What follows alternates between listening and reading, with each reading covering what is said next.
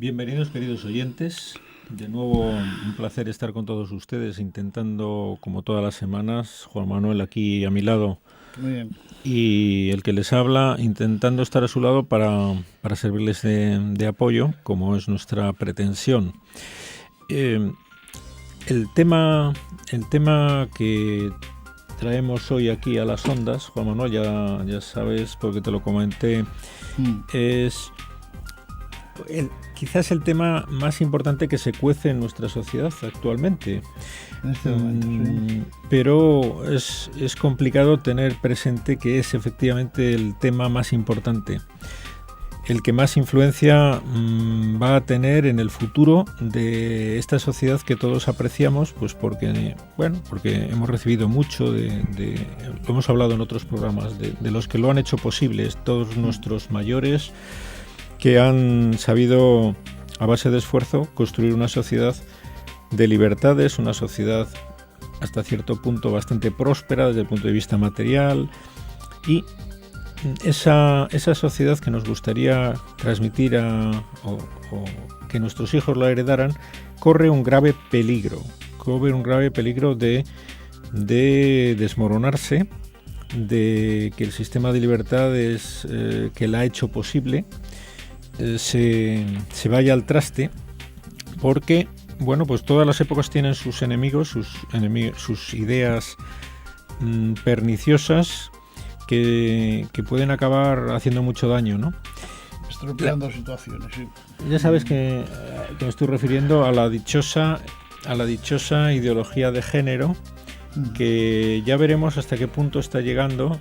Luego hablaremos de una entrevista realizada a un periodista que ha escrito un libro sobre este tema, sobre la ONU, y la influencia que suele tener en todos los países miembros, y cómo precisamente por esa influencia están intentando acapararla los lobbies que intentan implantar su ideología en contra de la ideología que ha hecho posible la prosperidad de esta sociedad nuestra, la prosperidad desde el punto de vista no solo material, sino, como hemos dicho antes, desde el punto de vista principalmente de las libertades, ¿no?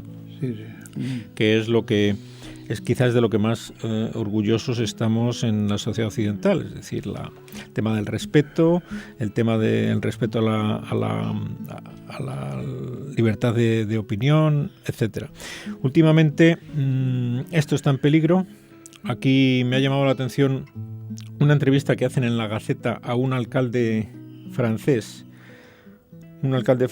que pues se dedicó muchísimos años, 35 años de su vida a la empresa privada, y cuando se jubiló, por un deseo personal de ser útil a la sociedad en la que había nacido, y quiso dedicarse a la política y se presentó, y es alcalde de una población no muy numerosa, unos 1.500 habitantes tiene su pueblo. Entonces, uno de los alcaldes franceses que se han revelado pacíficamente, con mucha serenidad, como veremos que expone él, contra una ley injusta, que es la ley que Hollande, el zapatero francés, que ha impuesto ahí en contra de, sin preguntar a la población, es decir, sin hacer un referéndum para ver qué le parecía, sino simplemente metiéndola con el calzador, esta ley que equipara las uniones homosexuales al matrimonio tradicional. Entonces este alcalde, se ha revelado, dice que sí, estoy dispuesto a ir a la cárcel, no me da miedo. Es como empieza esta entrevista que le hace José María Ballester en la Gaceta. Esta es la primera lección. Lo más importante, creo, de esta entrevista es esto. Es decir, estamos en una sociedad en la que va a ser cada vez más necesario posturas casi heroicas o heroicas en muchos casos. Sí, ya lo es ahora. En televisión. Sí, yo sí, como tengo más tiempo que tú. Para ver televisión. Para ver televisión. El tema de las tertulias estas, que son ahora muy frecuentes, estás viendo que está todos los días ocurriendo lo mismo, ¿no? Que corremos el riesgo ese, porque además luego la gente que actúa, yo viendo alrededor y que comenta, pues es en la misma línea de esto que estamos diciendo ahora, ¿no? De que Bueno, pues este hombre le preguntan, y bueno, luego veremos cómo la ideología de género es una lacra que se va extendiendo como una mancha de aceite, cada vez impregna más a esta sociedad. Y, como digo, por mucho que los que vemos claro que es un mal cierto y grave para nuestra sociedad, por mucho que luchemos por evitarlo, nos estamos metiendo cada vez más en este ambiente y cada vez es más necesario que tengamos muy claro todos que debemos oponernos, incluso sabiendo que esa oposición a esta ideología que intentan imponernos y que se plasma en leyes injustas, como esta ley del matrimonio, como la ley del aborto, etcétera, exige que haya objeción de conciencia, es decir, una claridad de ideas por parte de los ciudadanos que digan: hay leyes que no puedo secundar, que no puedo obedecer, me niego a cumplir esta ley injusta en conciencia por mis convicciones personales, morales, religiosas, etcétera. Es decir, por todo aquello que constituye nuestra persona. Es decir, no podemos separar nuestro componente religioso de nuestro componente humano, de nuestro componente profesional. No somos estamos formados de compartimentos estancos.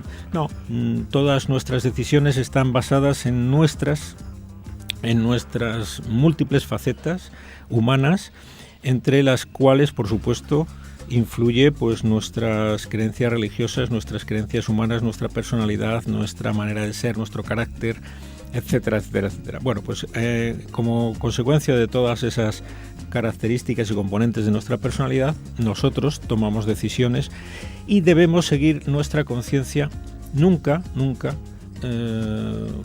que la viole una norma positiva emanada de un parlamento, de un gobierno, aunque sea legítimo. Es decir, que aunque sea legítimo, por supuesto, si no fuera legítimo, pues no sería una ley válida desde el punto de vista humano ni político, pero aunque sea válida desde el punto de vista humano y político, puede ser injusta y debemos oponernos si no estamos de acuerdo con ella. Esto es algo que este hombre tiene muy claro y por eso lo traigo al programa, porque lo debemos tener claro todos. Es decir, que nadie piense que está justificado porque lo diga la ley el que él atente contra la propiedad o contra la vida o contra la moralidad. Es decir, bueno, aunque una ley me lo permita, no me lo permite mi conciencia, y el que no tenga esta convicción personal es que es un pelele. Es decir, no tiene lo que tiene que tener una persona humana, que es la formación humana para saber lo que es bueno o es malo, independientemente de que se lo apoye la ley o que se lo apoye la sociedad. Es decir, mire, si usted ve que algo es malo, como es, vamos a poner el ejemplo más claro, asesinar a una persona, usted ve que eso no lo puede hacer, aunque haya una ley loca que se lo permita, es decir, que no le penalice por hacerlo, usted nunca lo hará, porque en su conciencia eso es algo negativo, pernicioso, malo, despreciable, bueno, llámelo como quiera. Pues lo mismo pasa con otras muchas ideas que pueden ser menos evidentes que el asesinato de una persona mayor, como es el asesinato de un niño en el seno de su madre, que ahora mismo la ley no lo penaliza, incluso están intentando que sea un derecho, y nuestra conciencia debe de primar sobre esa dejadez legislativa. Y tener claro cuál es lo que hay que hacer, ¿no? Lo que hay que hacer. Le dice al periodista: usted me pregunta si estoy dispuesto a ir a la cárcel. De acuerdo, pero antes digo yo que habrá que explicar las razones por las cuales actúo así, dice el bueno del alcalde, y le dice el periodista: adelante, expóngalas. Bien, me opongo frontalmente a esta ley de matrimonio entre personas del mismo sexo porque va contra la naturaleza y contra la civilización de nuestro país, que es la misma que la de España, Italia y otros países de nuestro entorno. Es decir, que este hombre expone de entrada dos motivos muy claros. Eso va contra la naturaleza es una realidad contra la que no conviene, no debemos enfrentarnos, luchar, y como en otros muchos casos estamos de acuerdo en conservar la naturaleza, en cuidar a los animales. Bueno, pues en este tema parece mentira que hayamos perdido el norte y vayamos en contra de la naturaleza intentando equipararlas y considerar como matrimonio la unión entre dos personas del mismo sexo, que como tantas veces hemos explicado es una imposibilidad en cuanto a adecuarnos a la naturaleza de las cosas. Dos personas del mismo sexo es imposible que se complementen desde el punto de vista humano, sexual, psicológico, etcétera. Se podrán complementar en otros aspectos de la amistad, de las aficiones, etcétera, pero nunca como matrimonio que implica esa compenetración entre dos sexos distintos. Por lo tanto, como esto va contra la naturaleza y contra, además, la civilización de nuestro país, pues esta persona se opone y los pone así, dice: tras la tensión de inicio, este hombre sigue diciendo, ¿en qué sentido, le pregunta, entiende esta unión? Porque él dice que aunque no entiende que se le considere matrimonio, pues que considera que puede ser lícita y válida una unión, un reconocimiento civil de esas uniones entre dos personas, que, como hemos explicado también aquí tantas veces, es algo totalmente admisible y que es preconizable, es decir, que que tengan ciertos derechos, pues porque quieren tener ese tipo de uniones cualquier persona en esta sociedad libre, ¿no? Económicas, puede efectivamente, ser, ¿no? Pero que nunca se equipare, nunca pase lo que ha pasado aquí por la ley Zapatero, es decir, que desaparezca de la legislación el término de esposo, esposa y padre y madre, que los ha erradicado de la legislación. Eso es una barbaridad.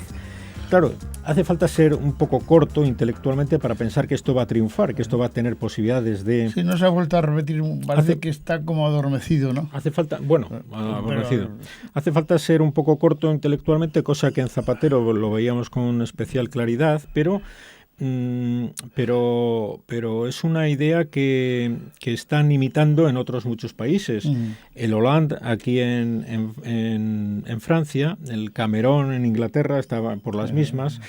En muchos países de Hispanoamérica se imita este tipo de actitudes. Ya claro, te pones a pensar, esto no fue una cuestión de un limitado como era Zapatero. Esto tiene que ser alguien, algún organismo, alguna organización grupo, internacional que está intentando cambiar la civilización occidental, la naturaleza del hombre, en contra, como digo, de cualquier pretensión lógica, que es decir, ¿cómo se piensa usted que va a cambiar la naturaleza del hombre? Bueno, pues ya en algunos países, como en Inglaterra, si no recuerdo mal, una de las últimas noticias es que a los niños ya no se les adjudique un sexo cuando nacen, es decir, que son personajes amorfos, indefinidos, que ya se verá qué sexo... Esto es una aberración en contra, como digo, de nuestra civilización, de la naturaleza, y que como este hombre debemos oponernos frontalmente, sin ningún tipo de complejo. Es decir, los que deberían avergonzarse de semejante pretensión lo hacen con la desfachatez de los ignorantes y de los atrevidos. La ignorancia es atrevida, ¿no? Dice un refrán castellano. Pues en este tema pasa lo mismo. El ignorar lo más elemental sobre la naturaleza pues lleva a pretender que sea natural lo que es antinatural, lo que es contrario a nuestra civilización, a nuestra tradición, a nuestra naturaleza humana. Dice este hombre: mi postura es clarísima y lo que reclamo es el derecho a ejercer mi libertad de conciencia, más si se tiene en cuenta que el presidente de la República se lo prometió a todos los alcaldes cuando se reunió con ellos. Les aseguró ahí en Francia que iba a respetar la libertad de todos los ciudadanos. Dice: la ley ha sido votada y existe, lo lamento. Y repito que me hubiera gustado más una unión civil en vez de una unión como han hecho en Francia y tenemos aquí en España. Figura jurídica más conforme, la unión civil, con el sentido común y con nuestra civilización. Yo soy un republicano, dice el alcalde lo constato, y dicho esto sigo reclamando con más fuerza si cabe mi derecho a la objeción de conciencia, y también insisto en que no celebraré esa parodia de matrimonio. Le preguntan: ¿cuántas peticiones de matrimonio del mismo sexo ha recibido hasta la fecha en su ciudad? Ninguna. Conozco homosexuales en el municipio, pero no he recibido ninguna petición de este tipo. ¿Y cuál será su conducta cuando llegue la primera? Y dice: bueno, pues si 2 hombres o 2 mujeres vienen a verme para que les case, les recibiré porque recibo a todos. Y a todos los respeto, sean blancos, negros o amarillos, eso era lo primero que haré. Y lo segundo, durante la charla les diré que entiendo el paso que están dando, que conozco la legalidad vigente, pero que casarles va totalmente en contra de mi conciencia. Por lo tanto, no lo haré. Sí. Esto aquí en España se ve poco, esta actitud. Muy poco, sí. ¿Conoces algún caso de estos? No, yo tampoco. Contrario. Yo tampoco, aunque seguramente habrá casos. Sí, espero que en España haya alguien con la suficiente valentía y claridad de ideas como este hombre francés, ¿no? Sí, es posible, claro. No, que iba a decir que lo que me imagino en España es que alguien aparezca con esas pretensiones y que justo por darle gusto a ellos, pues diría que sí, aunque claro. Esté convencido. Cuando no se tienen convicciones personales, efectivamente, lo hago al final por quedar bien, porque no se meten conmigo. Por ser demócrata, por ser porque no me señalen con el dedo, ¿no? O porque no me penalicen, porque este hombre está hablándonos de que él considera como una posibilidad que sea penalizado con una pena incluso de cárcel, y él dice que está dispuesto, es decir, que está dispuesto a ir a la cárcel por este tema, porque... Y luego dirá las razones. Dice, volviendo a la libertad de conciencia, la ha mencionado varias veces en esta entrevista, pero está seguro de poder ejercerla. Tras fallar en mayo a favor de la legalidad del matrimonio homosexual, el Consejo Constitucional hace escasas semanas ha emitido una nueva sentencia que descarta cualquier opción de objeción de conciencia. Ya están echados en Francia todos los cerrojos legales. Y le contesta este buen hombre, querido amigo, en este mundo de aquí abajo nada es definitivo. Es la conclusión a la que uno llega cuando le interesa la historia. Cierto es que el Consejo Constitucional ha rechazado nuestra petición de tomar en consideración la objeción de conciencia dentro de la ley, al estimar que esta última es aplicable tal cual. No obstante, no tenemos la intención de permanecer con los brazos cruzados. Para empezar, el caso va a ser reexaminado en el Consejo de Estado, y yo y otros seguimos activos dentro del Comité de los Alcaldes a favor de la infancia, también en otros niveles, y sin olvidar, claro está, el pertinente recurso ante el Tribunal de Derechos Humanos de Estrasburgo. Reitera que no tiene miedo de ir a la cárcel, le pregunta el periodista. Dice, ninguno, y me niego a vivir bajo el régimen del terror.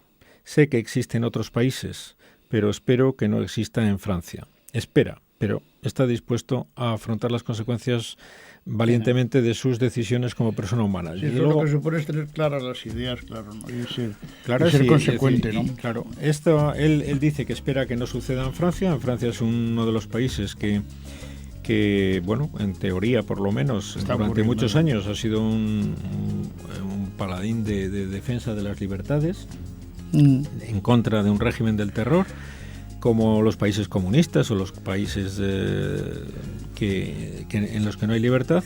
Y en Francia se puede caer en ese error, y hace falta que la sociedad reaccione, ¿no? Que reaccionemos todos. Y aquí en España está pasando exactamente lo mismo. Tú decías hace un momento que ahora mismo si alguien no quiere tener problemas, tiene que declararse a favor del matrimonio homosexual, que no le señalen con el dedo, tiene que declararse a favor de todo lo que está aunque de moda. Incluso en contra de lo que él piensa, siente, pues cede a lo mejor en...